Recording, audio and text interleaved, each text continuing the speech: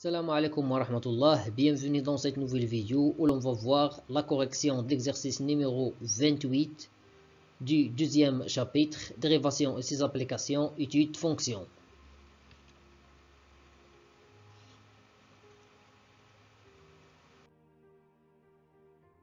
Vous pouvez arrêter la vidéo pour consulter les détails de cet exercice.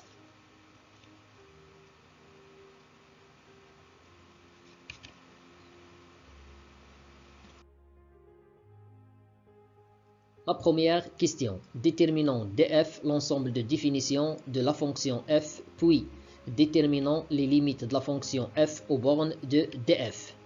On a f de x égale 2x à la puissance 3 moins 3x au carré plus 1.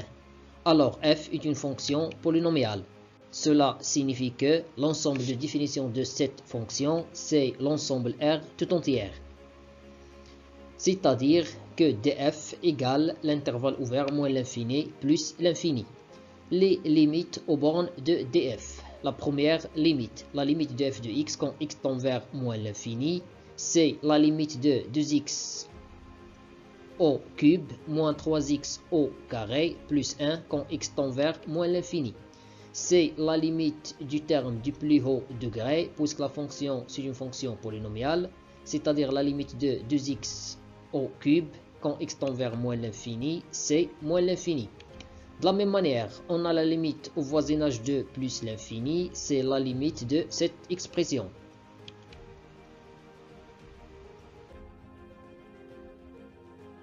C'est la limite de 2x au cube quand x tend vers plus l'infini égale à plus l'infini.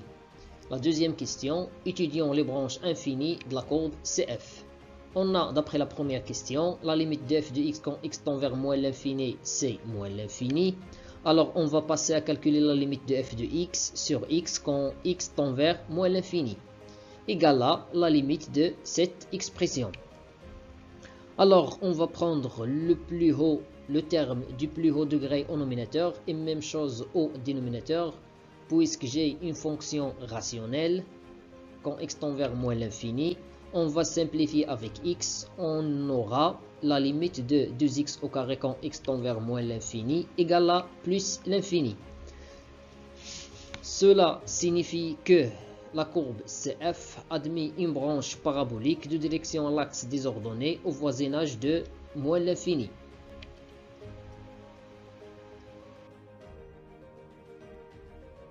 Les mêmes calculs se répètent pour la limite au voisinage de plus l'infini.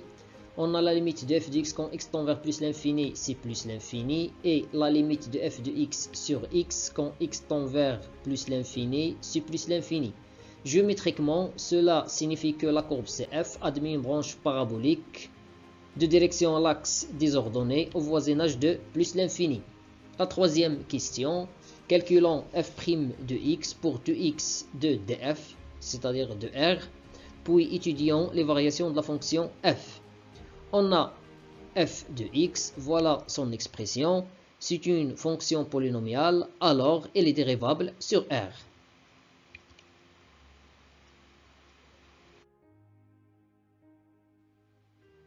Soit x un élément de R, donc la dérivée de f, c'est la dérivée de cette expression. La dérivée de x au cube, c'est 3x au carré. La dérivée de x au carré, c'est 2x. La dérivée de 1, c'est 0. Après, 2 fois 3, c'est 6. Donc, on obtient 6x au carré moins 6x. On va factoriser par 6x. Alors, f' de x égale 6x multiplié par x moins 1. Et par suite, quel que soit x appartienne à R, la dérivée de f, c'est 6x multiplié par x moins 1.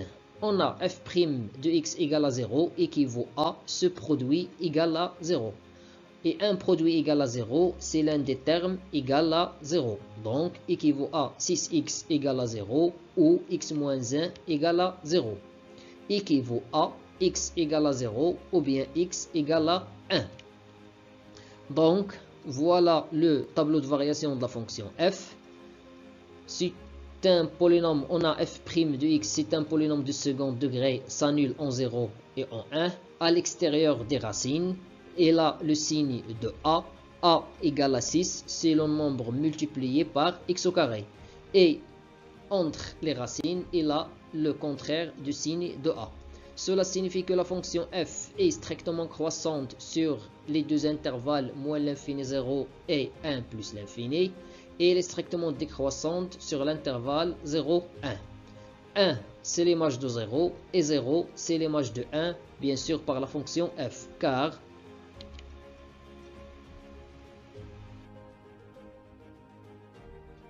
d'après l'énoncé d'exercice, on a l'expression de f de x, alors pour f de 0, il suffit de remplacer x par 0, on trouve 1. Et même chose pour f de 1, il suffit de remplacer x par 1, on trouve 0. 2 plus 1 c'est 3, 3 moins 1, pardon, 3 moins 3 c'est 0.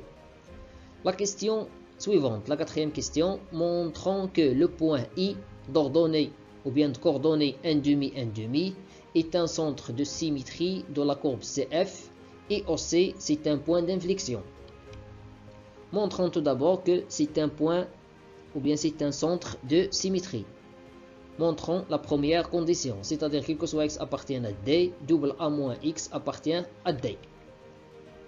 Tel que A c'est 1,5, alors 2 fois 1,5 c'est 1. Donc il faut montrer que quel que soit x appartient à R, l'ensemble de définition de notre fonction, 1 moins x appartient à R. Soit x un élément de R, on a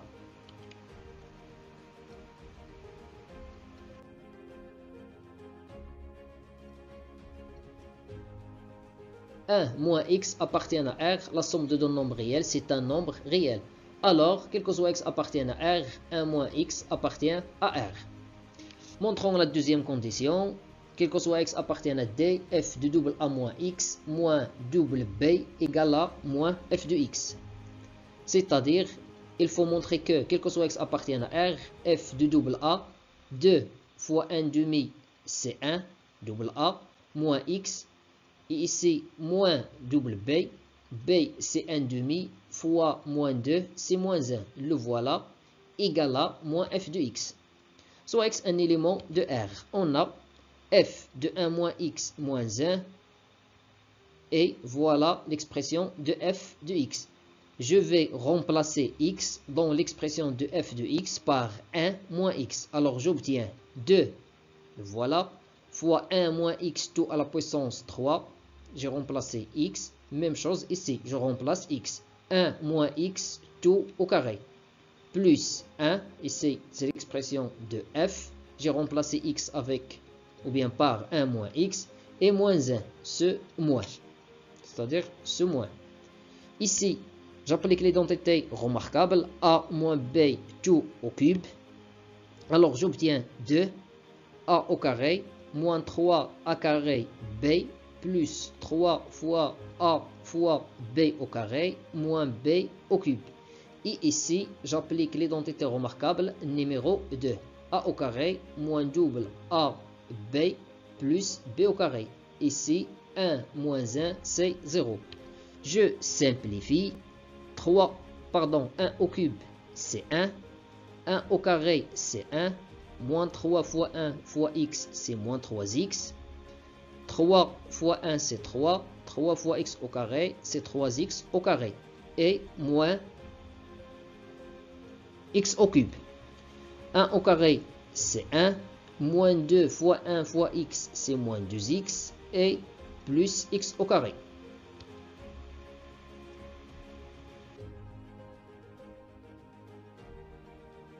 Alors, on a f de 1 moins x moins 1 égale à cette expression. Après, on va développer 2 moins 6x plus 6x au carré moins 2x au cube. Même chose. Moins 3. Moins 3 fois moins 2x, c'est 6x. Moins 3x au carré. Après, on va simplifier. On a moins 2x au cube, le voilà, moins, 6x au carré moins 3x au carré, c'est 3x au carré, et moins 6x plus 6x, c'est 0. Après, moins 3 plus 2, c'est moins 1. L'étape suivante, on va factoriser par moins 1. Alors, on trouve moins 1 multiplié par 2x au cube, moins 3x au carré, plus 1. C'est-à-dire moins f de x. D'où, quel que soit x appartienne à R, on a montré que f de 1 moins x moins 1 égale à moins f de x. Et par suite, le point I, de coordonnées 1,5 est un centre de symétrie de la courbe représentative CF de la fonction f. Montrons que c'est un point d'inflexion. Alors pour cela, il faut calculer la deuxième dérivée. La dérivée seconde, et il faut trouver qu'il s'annule en 1,5 et change le signe. Puisque f est une fonction polynomiale, alors elle est dérivable 2 fois sur R.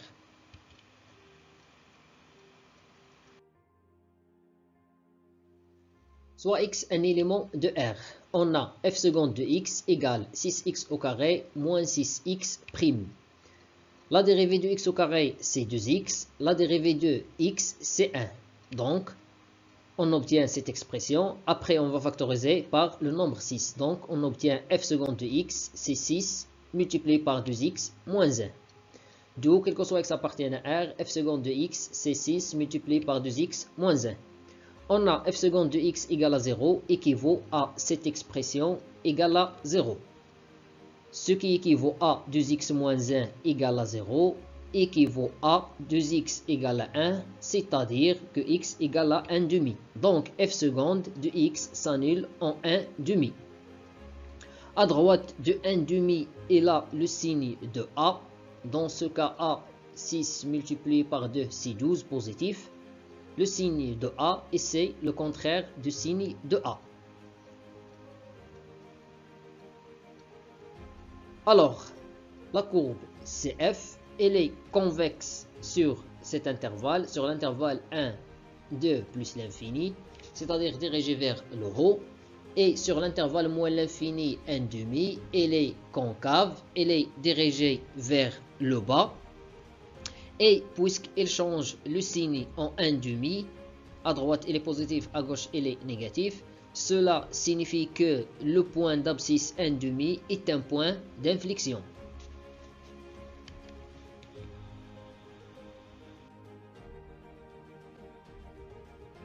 La cinquième question. Déterminons une équation de la droite tangente T à la courbe CF au point I. On sait que la droite, ou bien l'équation de la droite tangente s'écrit sous la forme y égale f', puisque ici l'abscisse de I c'est 1,5, alors f' de 1,5 multiplié par x moins 1,5 plus f de 1,5. On a f' de x, c'est 6x au carré moins 6x. Donc, f' de 1,5, je remplace x par 1,5. 1,5 tout au carré, c'est 1 quart. Après, on va mettre au même dénominateur, c'est-à-dire on va multiplier ici par 2. C'est pour cela on obtient 6 moins 12 tout divisé par 4. C'est-à-dire moins 6 sur 4, c'est moins 3 sur 2. On a simplifié avec 2.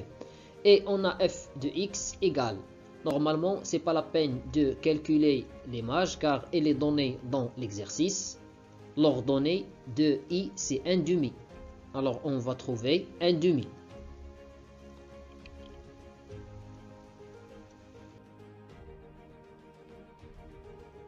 Alors, voilà l'équation de la droite tangente. On va remplacer f'. On a trouvé que f' de 1,5, on va le remplacer par moins 3,5. Et f de 1,5, c'est 1,5. Après, on va simplifier. Moins 3,5x, moins 3,5 fois moins 1,5, c'est 3 quarts. Plus 1,5. Ici, on va mettre au même dénominateur. Alors, on trouve que l'équation de la droite tangente au point I, c'est y égale moins 3,5x plus 5 sur 4. La sixième question. Traçons dans le repère OIG la droite T et la courbe représentative CF.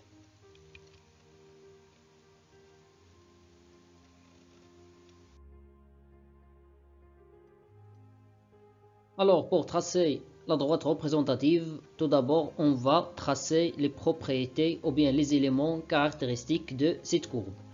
D'après l'exercice, on sait que la droite d'équation moins 3 sur 2x plus 5 sur 4 est une droite tangente au point I. I, c'est 1,5. Pour tracer en droite, on a besoin de deux points. Le premier point, c'est I. Le deuxième point, je prends par exemple x égale à 0, je trouve que y égale à 5 sur 4, c'est-à-dire 1,25. Le voilà, c'est l'intersection avec l'axe des ordonnées. Et on sait que le point I, c'est un centre de symétrie, c'est-à-dire il suffit de tracer la courbe représentative sur l'intervalle 1,5 plus l'infini et utiliser la symétrie centrale pour tracer la courbe sur l'intervalle moins l'infini 1,5.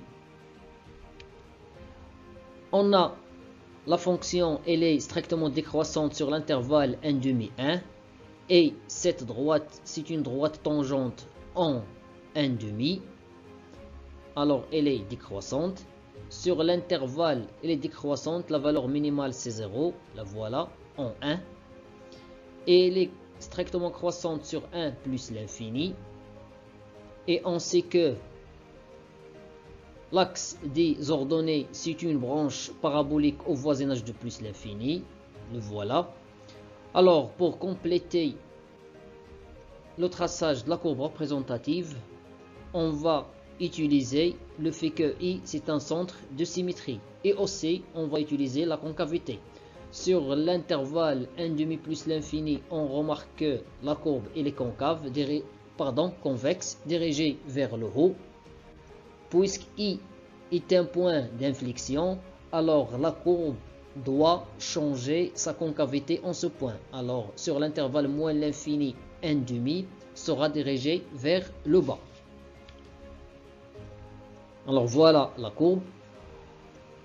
En 0, la fonction admet une valeur maximale. Voilà. Alors, graphiquement, elle admet une droite tangente en ce point, le point d'abscisse 0. Et voilà la représentation graphique de la fonction f. La dernière question, résolvons graphiquement l'équation f de x supérieure strictement à moins 3 sur 2x plus 5 sur 4. Graphiquement, f de x, c'est la courbe représentative CF. Et moins 3 sur 2x plus 5 sur 4, ici, c'est l'équation y égale, c'est l'équation de la droite T, ou bien la tangente en 1.